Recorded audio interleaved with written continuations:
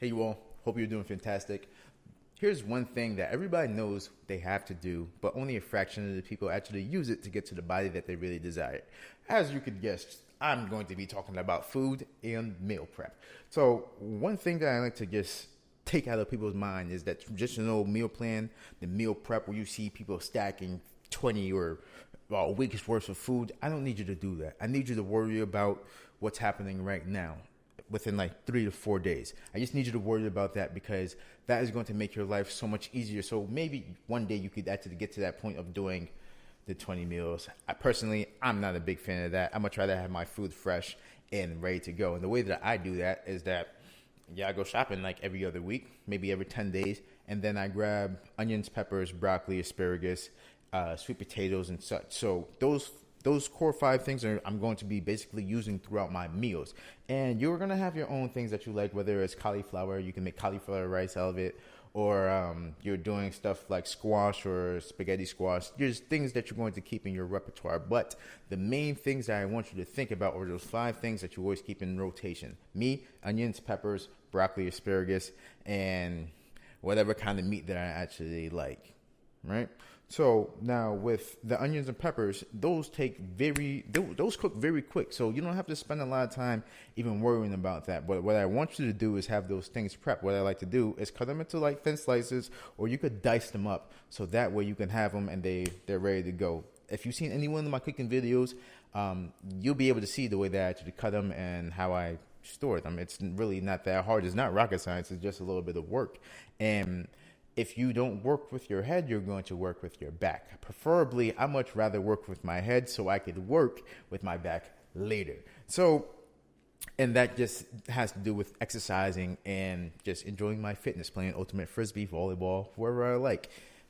So outside of doing those two vegetables, your onions and peppers, you could steam your broccoli and your asparagus. If you watch any one of my live videos before or any one of the Instagram TV videos, you'll be able to see how I show you how to steam your broccoli. And it's the same way how you steam any kind of greens. You have a pot full of water, you have a strainer or colander, which some people call, and put a top on. I like to use a big ass pot if my top doesn't fit on it. So that way everything just steams. It takes about like 5 to 10 minutes to steam broccoli or asparagus. Now, what you're going to do after that is that you're going to take them out. You're going to throw them into cold water. What that process is called is shocking them. That basically just stops your vegetables from cooking. You're going to strain them again, maybe pat them dry because they might be a little bit wet, and then you're going to store them and put them in the refrigerator. Preferably, you want to use glass containers, but if you don't have glass containers, use plastic. You can go to Walmart, grab the Tupperware. I like to grab the dark ones so you don't see the stains of like pasta and shit like and stuff like that. So, back to just even steaming your food. It's a little bit easier for you to get these things done. If you like boiling your food or boiling your vegetables, you can make broth out of that. So the liquid that you get from that, you could use broth. You could use that broth to make soup. So you could also multi-purpose these things that you're actually doing. So it's very simple and very easy. You just have to be willing to put it into work. Now that we got those four things squared away, let me talk about whatever you're going to use for your protein, whether it's meat or you're going to use any kind of vegetable for your protein. Now, what I like to do before my meal prep is actually have a meal to actually eat. So I make sure either the day before or the day of that I'm doing meal prep, I go out and I get something like I'll go grab some sushi and I'll eat that right before my meal prep. So I'm not like picking at my food and taking away from the servings that I'm actually going to need during the week. Now, with my meat now, if you've seen the last post or one of the couple of last posts that I put up, you will see that I have like a whole counter full of food. I have like probably like 3 meats.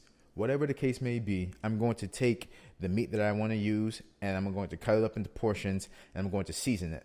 The ones that I'm going to make during that week, I'm going to keep out and leave it marinated in the refrigerator. But also on the flip side, the ones that I don't want to use, I'm going to marinate those as well and throw them in the freezer. So that way, when it's time next week, when you want something different, you can have that. Now, I like to use like the small Ziploc bags. So that way you're not like, you're not having the same kind of chicken. You're not having the same kind of beef. You could actually season them differently.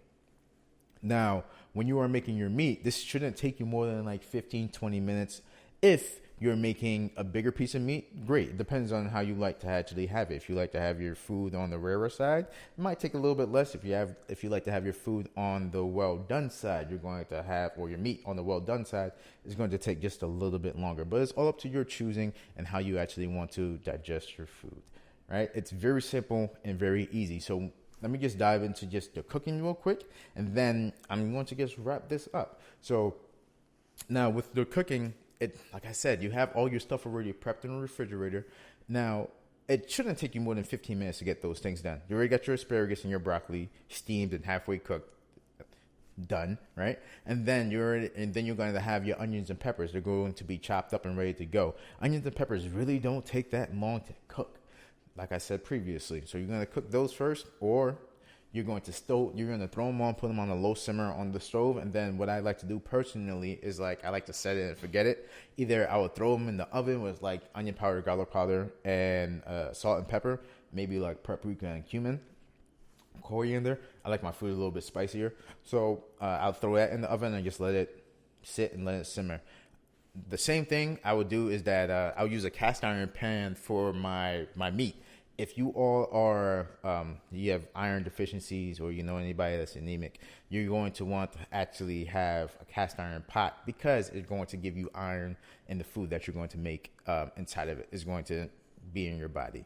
I'm sorry I jumbled that up, but you get the gist of it, right? So, it's the same thing with the meat. Like if I cook my meat in a cast iron pot, I like to just put a little oil at the bottom. Either I use avocado oil, coconut oil, or I will use a soy-free vegan butter, and I will use garlic cloves inside of it, salt and pepper, and I'm really good to go.